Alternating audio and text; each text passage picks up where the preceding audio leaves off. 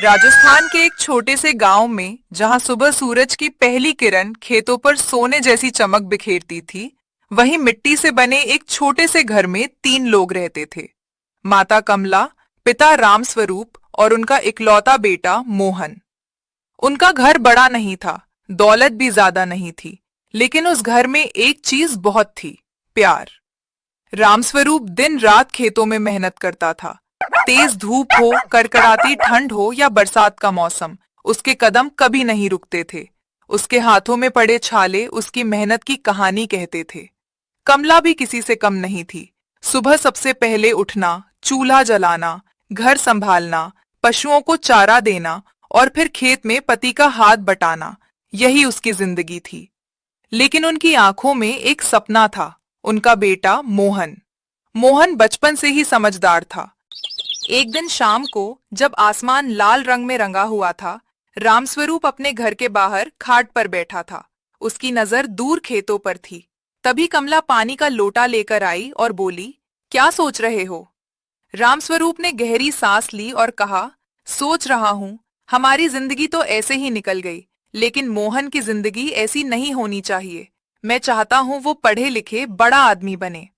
कमला मुस्कुराई, लेकिन उसकी मुस्कान में चिंता भी थी।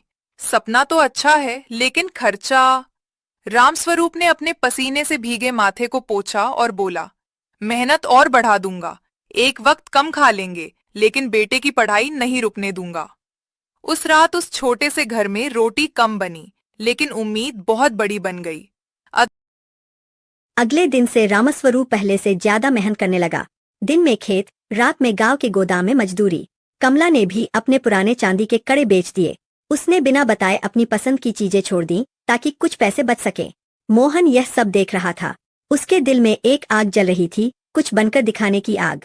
वह रात रात भर पढ़ता। घर में बिजली नहीं थी तो मिट्टी के दिए की रोशनी में किताबें खोलकर बैठ जाता। आंखें जलती, लेकिन सपना नहीं बुझता। समय बीतता गया। एक दिन गांव में खबर आई कि जिले में सरकारी नौकरी की परीक्षा होने वाली है। मोहन ने फॉर्म भरा। पूरे गांव की उम्मीदें अब उसी पर थीं। परीक्षा का दिन आया। कमला ने सुबह जल्दी उठकर बेटे के लिए मीठी रोटी बनाई। उसके माथे पर हाथ फेरते हुए बोली, बेटा, डरना मत। मेहनत कभी खाली नहीं जाती।